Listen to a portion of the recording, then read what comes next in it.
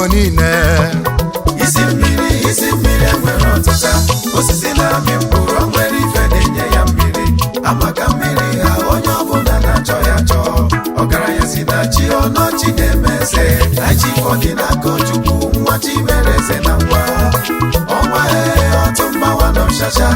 Isi mmiri ekwuru mmiri. Isi mmiri Igbo niile. Isi mmiri enwere ọtụtụ osisi na-amị mkpụrụ, o nwere ife na-enye ya mmiri. Amaka mmiri ha onye ọbụla na-achọ ya chọọ. Ọgaranya si na chi ọnọchi na-eme eze. Anyị Odinaka Ojukwu nwa chi mere eze na nwa.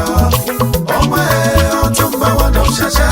Isi mmiri ekwuru mmiri. Nene isi mmiri Igbo niile. Ọgaranya isi mmiri enwere ọtụtụ osisi na-amị mkpụrụ, o nwere ife na-enye ya mmiri. Amaka mmiri ha onye ọbụla na-achọ ya chọọ. Ọgaranya si na chi ọnọchi na-eme eze. Anyị Odinaka Ojukwu nwa chi mere eze na nwa. Ọnwa ọtụ mgbawa n'ọshasha. Isi mmiri ekwuru mmiri.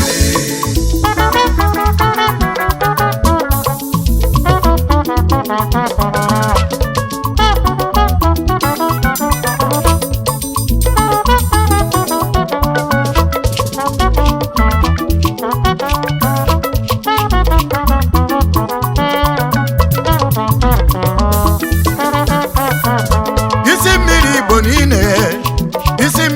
Isi mmiri ekwuru mmiri. Obodo kiribe nwa ya na chi dị na mma. Ọnwa Nnewi North and South. Ndị banyuo n'afọ onye sedu ya na anaghị emefu ụwa n'ike. N'ife onye ga-abụ n'ụwa na Odinaka Chukwu. Igbo nwe mmadụ nụrụ onu m, ụmụ Anambra Nnewi South nụrụ n'ọnụ m. Ekwulu mmiri obodo nna m nụrụ onu m. Nwa mụrụ m egwu n'ụmụ di m ekwulu mmiri. Prince Chinonso bịara nwa Chinyere akara egwu mmetụ ịgba maka ụdaba. Gwanụ m egwu m ga-akụlụ odogwu oyimo, gwanụ m egwu m ga-etili ọgaranya. Ezi nwanne m aka nyere ogbenye ngaghị osolo ọgaranya dibe nne. Ogbenye ka m chikọrọ ịgba m wee naba ọzara kpọba Chikere ụwa m na-ekpere. Mmụọ na-enye m egwu, mmụọ nsọ Chineke biko nyere m egwu m ga-akụrụ nwa ka nwa, maka na ka onye si emene n'ụwa ka ekwesị akpọ ya. Ka nka nọ n'ekpere onu wee kpọọ m si mwelite mkpịsị odee m ka ndebe nyabụ egwu na ọgaranya mbebi ife jijiri kpọọ ya n'ụwa fa ya debe Chukwu. Ife ọ bụ na o tinyela aka were ka ọ ga na-aga. Onye bụ isi mmiri Igbo niile ọgaranya. Maka nwa ọ bụ Haji Odinaka Ojukwu mba na-efo. Isi mmiri ekwuru mmiri. Ọnwa Nnewi North and South. Ọgaranya ọ ga-ama oke o si n'obi mezuru mgbobi chi Eze Ojukwu ụmụ di m ekwuru mmiri. Maka nwa m n'oke obi. onye ọgaranya. Maka nwa ọ bụ Haji Odinaka Ojukwu mba na-efo. Isi mmiri ekwuru mmiri. Ọnwa Nnewi North and South. Isi mmiri. Ọ ga-ama oke o si n'obi mezuru mgbobi chi Eze Ojukwu ụmụ di m ekwuru mmiri. Maka nwa m n'oke obi.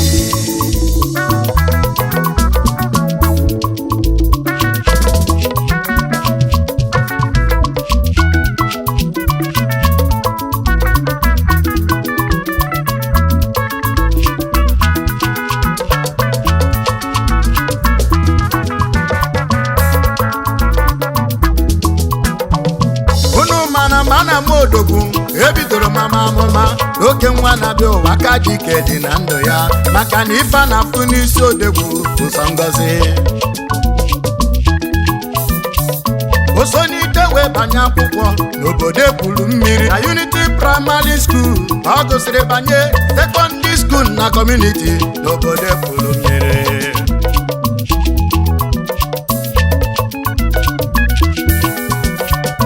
Ịma na mgbe ọ na-agụ akwụkwọ na nwa na-adịgodo ọcha, ị na-ebe ndụ ya anya, ndụ ya kwesịrị ṅomi.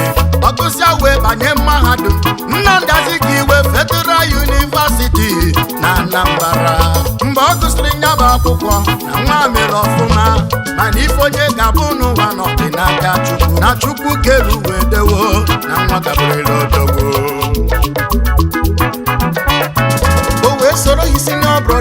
ife dịka nwanne Honorable Chukwuma ọ dịrị nye Anaba Lagos wee gbaba mbọ mgbe na-eteghị aka Chukwu Olisa mee ya odogwu kọmpini mkpụrụ kọmpini nke jiri mara odogwu nnonya bụ chairman managing director Dynamic Industries Limited the CEO Ivy Oil Nigeria Limited mmanụ ọma na-ele onwe ya ya bụkwa chairman Odinaka Ojukwu Charity Foundation aka nyere ogbenye nri aka nyere ogbenye ngaji usoro ọgaranya ibe nri odogwu nwanyị jide ebube ibugo ọba of Lagos State chụrụ odogwu nwa echichi Ọtụmba one of Shasha Kingdom odogwu nwa ọgaranya n'ibugo nwa Chimereze ịnụ n'ibe jiri mara odogwu n'ọkarịla akarị aja na Lagos State akpa ego na-eji iche nwepụrụ mmiri afọ mụlọ ọmụmụ golibe n'uche Chukwu mechara mee na nwebugo na nna ya bụ Letsa Chief Elieza Ojukwu papa mụrụ ọgaranya anabago na be Chukwu papa na anụ udo n'igwe niile na Chinonso nna mama nya bụ lọlọ Victoria Ojukwu ọ dị ka eze nwanyị ọma nne m ụlọ ọgaranya mama golibe afọ mụlọ ọmụmụ golibe Mama golibe n'anya bụ ife si na chi o mama Chinemeze n'anya bụ Chineme ọgaranya onye ọ masịrị ka ọ na-eme ife onye ga-abụ n'ụwa n'ọdịnaka Chukwu nne mụrụ Chief okwu dịrị golibe Mama golibe n'anya bụ ife si na chi o mama Chinemeze n'anya bụ Chineme ọgaranya onye ọ masịrị ka ọ na-eme ife onye ga-abụ n'ụwa n'ọdịnaka Chukwu Mami Chukwuma golibe o Mama golibe n'anya bụ ife si na chi ọ dịrị nye Chinemeze n'anya bụ Chineme ọgaranya onye ọ masịrị ka ọ na-eme mama ife onye ga-abụ n'ụwa n'ọdịnaka Chukwu afọ mụrụ ka nna ya mama golibe Mama golibe n'anya bụ ife si na chi ọ mụrụ nwa Chinemeze n'anya bụ Chineme ọgaranya onye ọ masịrị ka ọ na-eme mama ife onye ga-abụ n'ụwa n'ọdịnaka Chukwu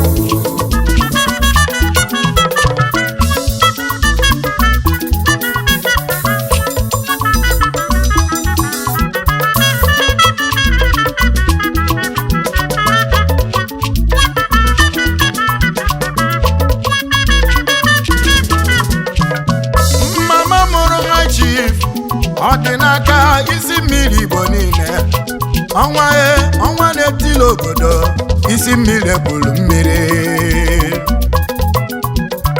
n'anya bụ odegwu nwe na-akọrọ ụnụ na nne mụrụ fasatọ mana ọnya bụ ọdụdụ nwa na nwoke ị na-ebe ndụ ya anya ndị ya kwesịrị nṅomi ka o si eme na o kwesịrị nṅomi ọ bụ ka o si eme ọgọ ya ya bụ ife kwesịrị nṅomi ya bụ ma ọ ga-ama oke ọkpara ụzọ n'ịkpa ọrụriro dịrị obodo tinye ya ọkụ ị na-eme ndụ ya anya o kwesịrị nṅomi ọ bụ ka o si eme ọgọ ya o kwesịrị nṅomi Chief mere m nke m Chief bịa n'ụlọ unu m na ndị na-emele ọgọ n'afọ akarịla akarị domele m nke m n'ibunye m mgbe gbuo na ọ ga-adị m mma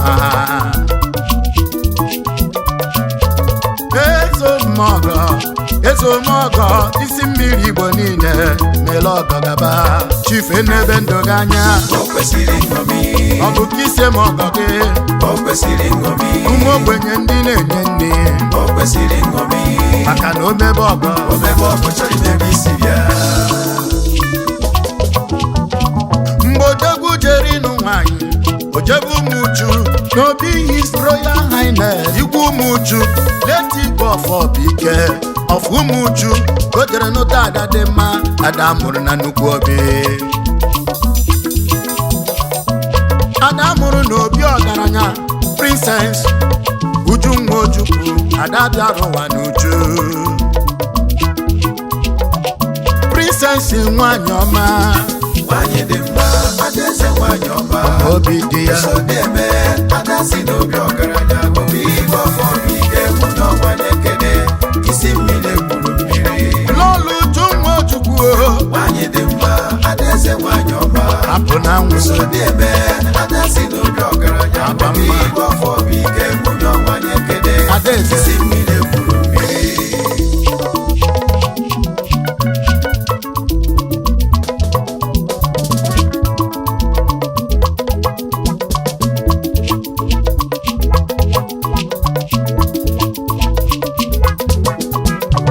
na Chukwu ji ọmụmụ chọfa mma amara karịa ifulu ha chifọdụ n'aka Ojukwu o nwere ndị enyi dị mma gbanụmụ onye bụ oyi gị and I will tell you who you are ezi oyi amaka ezi oyi ka jọ nwanne mma ọ sị m kene Honorable Chief Ifeanyi Chukwumodi ọgaranya debele ife omezụlọ ọha nke ndị Igbo na ndị Ebonyi anyị chusu ọgaranya debele ife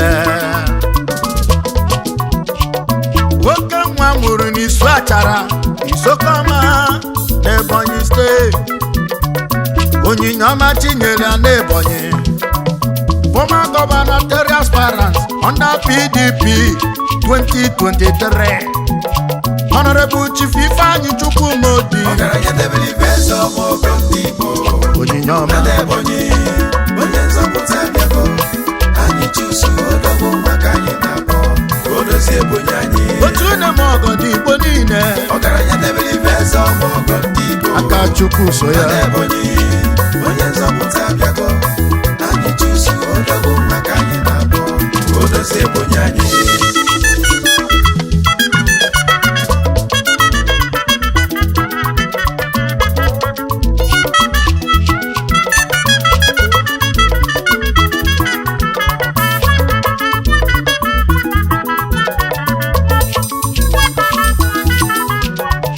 achifusi m kene nwata na ya eze na nduri Mezaya nduri ọ bụ onye ka anyị na-ekwu okwu ya High Chief Chukwuemeka Nwokonkwo Imoni ndị Igbo niile Chairman the Managing Director Emikago Oil and Gas Limited the CEO 5-star Music Empire ọgaranya na-ekariga egwu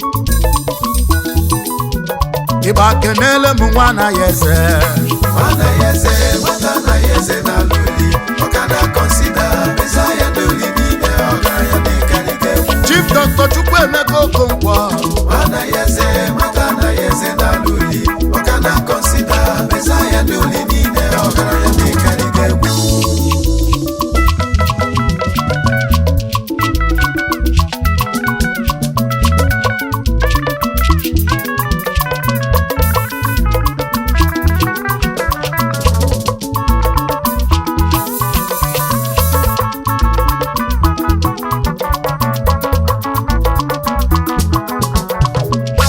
ọ sị m kene High Chief Abraham Oti Ikenga one of Umuchu afọ ọnụ oke kwijere nnukwu ekwe ọgaranya oju nne m ọgọ nne kaliga egwu odegwu ọgụ ọsọ ọgụ of Umuchu mighty onye Umuchu authority and power adịresi ndị Umuchu ọgaranya na onye ejighị iji ife n'onume kene High Chief Abraham Oti authority and power adịresi ndị Umuchu Ikenga one of Umuchu nwaka m okekwijere ọgaranya onume kene mighty n'Umuchu authority and power adịresi ndị Umuchu Ikenga one of Umuchu okekwijere ọgaranya onume kene akụ narụ na mara onye kpara ya akụrụ na mara onye kpara ya akụrụ na mara onye kpara ya akụrụ na mara onye kpara ya akụrụ na mara onye kpara ya akụrụ na mara onye kpara ya High Chief Dr. akụrụ na mara Odinaka Ojukwu isi mmiri Igbo niile ọnwụ Igbo niile ọtụmba wa n'Ọchacha akụ gị ruru isi mmiri Igbo niile na nke kwuru akụ gị na ruru obodo